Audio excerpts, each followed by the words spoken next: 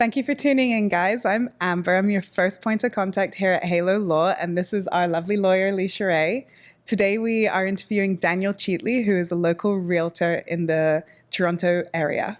And he's going to explain to you what an estate sale is, how you can prepare for one, what type of paperwork you need to get it done, and he'll give us some great tips on how to get the best bang for your buck when you're buying or even selling one of these properties. So tune in, guys, and we're happy to have you along. Thanks for having me. Thanks for coming, Daniel. If you could just tell us a bit about yourself.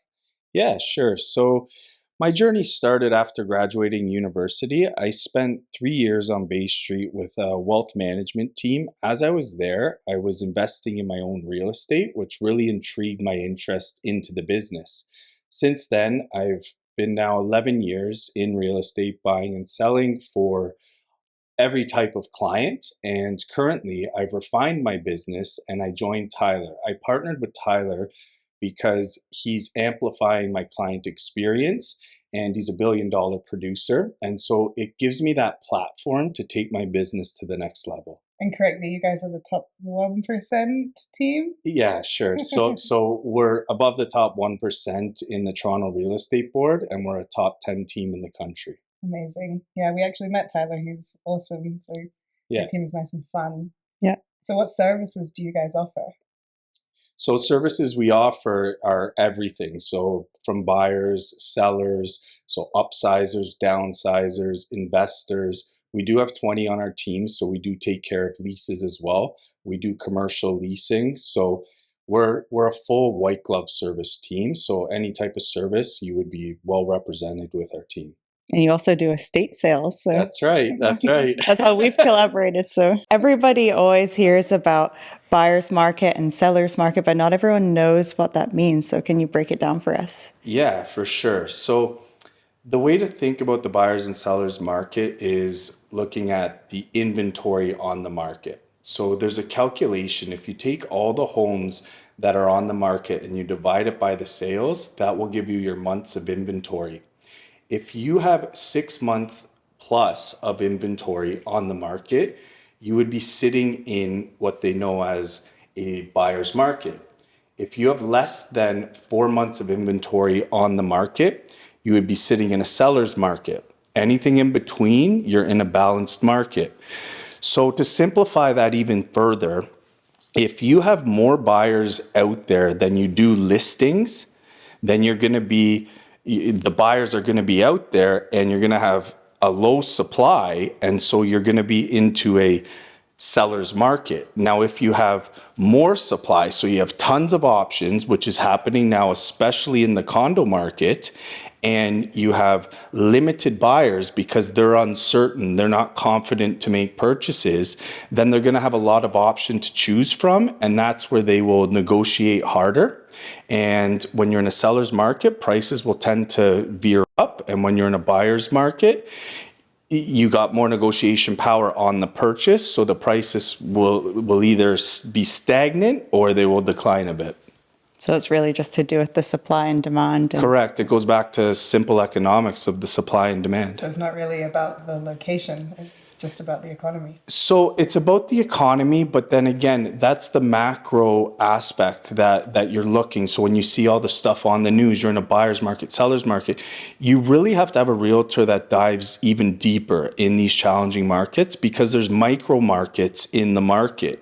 And so if you take let's just say a location like East York, where I do a lot of volume, that market is more of a balanced, getting closer to a seller's market.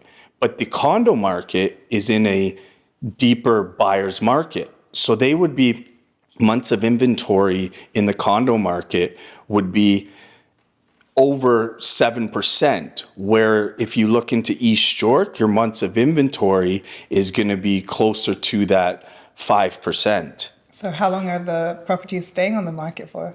So again, that's all case by case that you really have to look into. But on an average freehold across the GTA, you're probably looking at 2 weeks to 3 weeks would be an average of a home being on the market, where in the condo market, a little longer.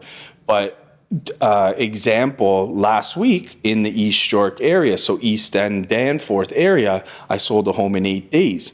You'll still get multiple offers if you're priced competitively, if your marketing is on point and you're really exposing the property, and then you'll get multiple bids because that product is in such high demand. And we're talking about November 2025. So what market are we in right now? Yeah, so right now you are currently sitting in a buyer's market that is becoming more balanced. So in the freehold, okay, so not the condo market, your months of inventory is hovering around that 5-6%, where it's different in the condo market. The condo market right now is a strong buyer's market, and I see that to continue for some time, but great opportunity for the buyers. So a lot of our clients are dealing with estate sales and they're dealing with that generational wealth transfer. Sure. And I find some people are saying they don't really want to sell the property right now because it's not the best market. What are some things that they should consider? What are some things that they should do to maybe preserve the wealth of the property, the asset? Yeah, so in a case like that, hire yourself a good realtor. Step one. Yeah. In all seriousness, it is a more complicated transaction, and I do a lot of estate sales. It's a family decision, and yes, you have the one executor, but you have to consult with the entire family, and there's always moving parts. Everyone has their own motivation, their own agenda as to why they need the money, right? The sister might say she's in a financial bind and she wants out. And so you really got to put everything on the table and strategize together. And that's where I'll come in and I'll run the numbers. I'll bring an investor's mind to the table to give them their best option in the current. But yeah, I guess more to your question, like what you can do is really see what state the house is in, who's living in the house, make decisions that way, give a fair value, but then also we know it's what the buyer is willing to pay. And if I'm confident that the product will move and there's a way to maximize the sale price and get close to the expectation that they're looking for, then, I'd advise to move forward. Yeah. So when you say maximize the sale price, are you thinking renovations? Are you thinking staging? What goes into that consideration? Yeah, again, you don't want to spend money where you're not going to be making the money. So if this house has been sitting and no one's been living in it and, there's a huge gut job renovation that has to be done, I'm not going to go in there and put a couple fancy couches. Right? But if there's that potential that you can give someone, because it was meticulously maintained over time, but the house is a little dated, and you have a buyer pool that is coming in to purchase something under $1.5 million, for instance, okay? Because the government has now upped that for first-time home buyers. They don't have to put over 20%, over the $1 million. So if it's in that price bracket, then you want to let the buyers know they can move in without spending a dime, live in there, gain some equity over time, and then do the renovations. So for homes like that, yes, I will clean it and we'll give it a fresh paint job. We'll look to see, okay, let's picture them coming in and see some modernization. Then all of a sudden you're into like a mid-century vibe, right? Like a modern, and it's older, it's a combo, we can live in it. Down the road, we can blow the wall out and do a custom kitchen. But, again, it's one of those things where it's case by case. I really dive into what I'm working with to make those decisions. It's not one size fits all. Exactly. And even we see sometimes there is a home when somebody passes away, but there's no other money to do the renovation. So then, of course, who would be paying for any improvements? That's probably a consideration you have as well. But for our viewers who have never heard of an estate sale, that's when somebody has passed away and they were the owner. But how does that differ from a regular sale for you? Yeah, so it differs a lot. And it is because, first of all, it's a more of an emotional transaction for me. And I'm dealing with the family. They've just gone through something devastating. And then, as both of you know, that they have to go through that probate. There's an executor that comes to the table, and then I know him as the decision maker. So I'm speaking with that person the majority of the time, even though that the family was there and they're giving their inputs, and there's beneficiaries that are involved to get a piece of the pie. There really is only one decision maker. And so when I'm going and I'm working through these transactions, they take a little longer to come up with the right strategy, and I take in their emotions to really resonate as to what the end goal is. I don't know if I'm going off track here, Alicia, but No, it's true. It's hard because I find with the estate sales, the biggest difference is the emotion piece. Like, I guess when you're doing a regular sale, they're motivated by trying to get the most return on their investment. But the estate sale, sometimes they're being displaced and they're not wanting to leave. That's right, and it's what are we trying to achieve, right? You're selling something, but they're not purchasing something else.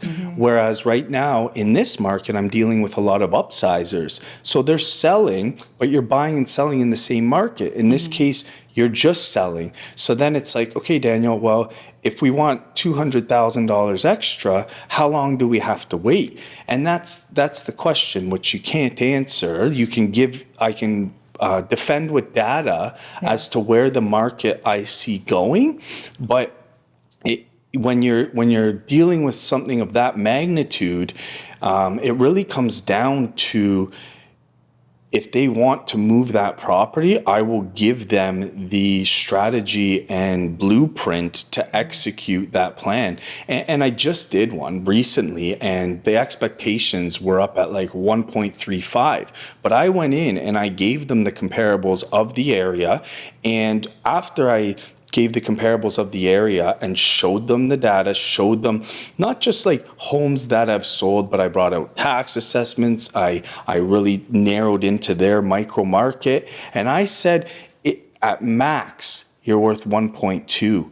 I said, but I wouldn't go out that high. We should try this. We end up doing it. We get $1,160,000, and we had a firm deal. That's huge because they had a reverse mortgage on the property.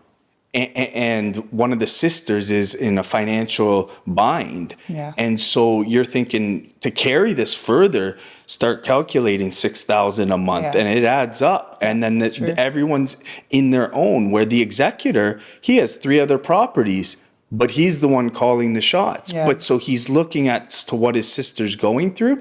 And so I came up with the plan to move it in this market, and they got good value. The buyers did well, but I made sure the sellers actually maximized every single dollar. With our experience, I do find some people see a property being marketed as an estate sale, and then the buyers will come in unreasonably low, offering like insanely low offers just because they think they can play games. And I do experience that, and that's why I like being the selling agent for those families, because I like to protect them. I like to know that, where this all began one day, there was a lot of hard work and effort put in for this family. So I understand from the buyer side as well. That's a strength of myself and our team, is that we are strong negotiators. So it doesn't hurt to try. But if you have someone like myself representing on the seller side, I'll defend the value of that home. Another thing to note is that when you have an executor, okay, if all the probate's done, they are now the seller of that home. So when it goes up to the MLS, you can have John Smith as the seller, where when you see on MLS a state of, then all of a sudden there's that trigger that will move the buyer's agent into, they got to get rid of this. Where if you have the one person and everything's been done prior and you're well prepared, they don't really know. And so that's where, as a seller's agent, all of these little things can make a big difference. It's all just marketing, isn't it? And that's right. And that's what I do with my sellers. And so, for instance, in the last one, I had one name. So those buyer agents coming in, they don't need to know everything behind the scenes as to what's happening. John Smith is selling this property. Exactly. And that's probably especially more so when they have the history of the property and they know That's all right. the repairs and everything that's gone into it, the maintenance. And Yeah, yeah. exactly. So actually flipping it onto the buyer side, what is your opinion on buying an estate sale property? So for me, when I'm working with buyers now, I work with investors. Okay, so power of sales a bit different, but we'll look into those things. When I see that it is an estate property, yes, to me it will say like, okay, if it's been out there for quite some time, there could be an opportunity here because the family wants to offload the asset. Yeah. And so I'll take that into consideration with them. So it's always something where I know, like, okay, there's no one here. They gotta offload it. So I'll know that there's negotiating power here. But again, it goes down to the product. It goes down to the asset. What community? Are we in Riverdale, Leslieville, the beaches, or are we way out in the suburbs somewhere, and it's sitting there? Because if you're in the first three communities that I've referred to, that property is still going to get great value because of its micro market. And that's what people miss. They go to the news and everything and the market's doom and gloom. And then it's, yeah, but where are you looking and what are you trying to achieve? And then that's when we come in and give our advice. I feel like I would love to buy an estate sale property one day. Like, Yeah, it's kind of a good opportunity to find a hidden gem. exactly. There is a bit of risk, you're right, where you don't necessarily know the background, but you can get a good deal sometimes. 100%. I saw some 100%. recently in Mississauga, 600,000 for like close to 1,500 square feet garage. I was like, oh, okay. Yeah, Wish I had some money right now. for sure.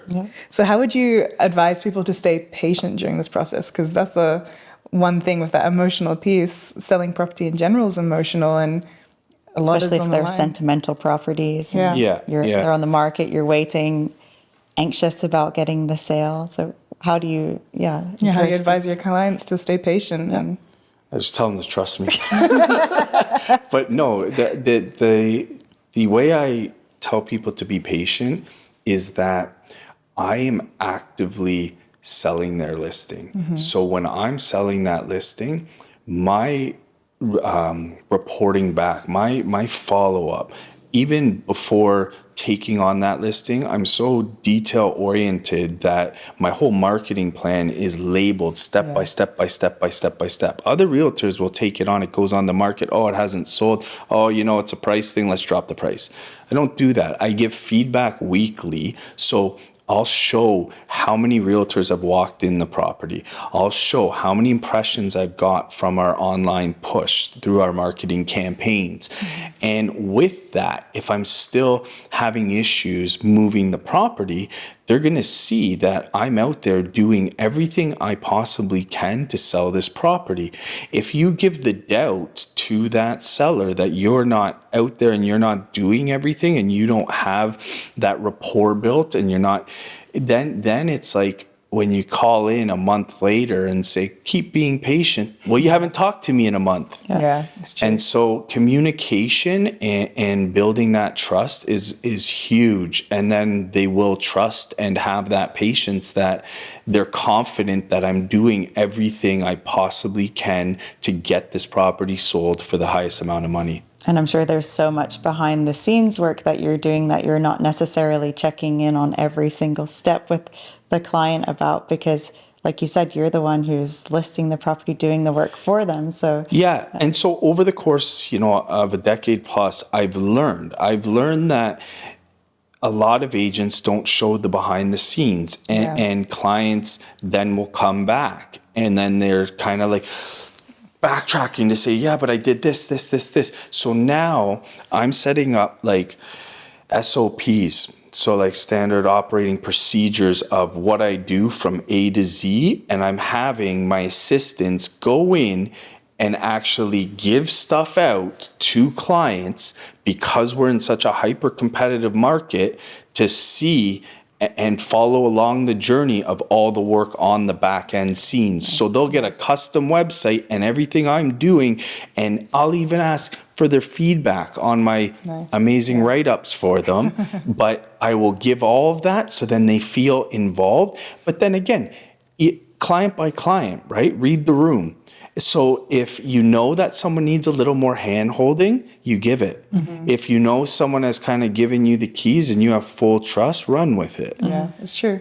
I find that's a lot of what me and Alicia Ray do is Yeah. you got to read the room, suss the client out, and some of them are, I text them a lot, so it's just a lot of following up, texting, good morning, happy Friday. But And ultimately, we are all doing the work in their best interest and making sure that we get the job done. So, Yeah. yeah. Sometimes it could be more stressful for them if we update them at every stage as well, because some of the stuff we deal with is just crazy. Like 100%. And again, that's one of the things where I've learned, because then I've had the situations where, you know, you only learn from your mistakes. And I've had the situations where it's like, I've done everything, but like they're not having it. You know, I got to switch it up. I think a switch up is going to be my answer. And it's like, but no one's going to do anything different than what I did. And it's because at that point, you haven't been giving all that info, and you'll know if it's too much. They don't need it, and so. So, what's your favorite part of the work you do? Oh, there's so many. 10 years later. There's so many favorite parts, but truly, it is one of the biggest transactions of people's lives. Okay, and so from not just making money and helping investors, but to actually change someone's life and be a meaningful piece and walk away knowing that you were a part of that, it's an honor. And so for me, that's one of the biggest things. You know, everyone says, oh, it's helping people, but I know that I have the tools and resources and the experience that when I'm in their corner, I can guide them through one of the sometimes most stressful journey of their life. Yeah, it's true, because same with our job, we go to people's homes and you're in their homes and in their space, and we kind of in a different way become part of their family, and it is nice where when you're helping them, you're really actively involved. They remember everything. For sure, yeah, 100%. Nice. Yeah, cool. So how can these viewers come find you when it's time? They, as simple as Daniel Cheatley. I'm on Instagram, LinkedIn, Facebook. They can call me. They can reach out to you. You can get them in touch. But He's easy to get a hold of, guys. yeah, exactly. Awesome, Daniel. Thank you so much for coming. You've offered all of us great insight into the current market, and we really appreciate the work that you do. I appreciate you. Thanks for having me. Thank you. Thanks.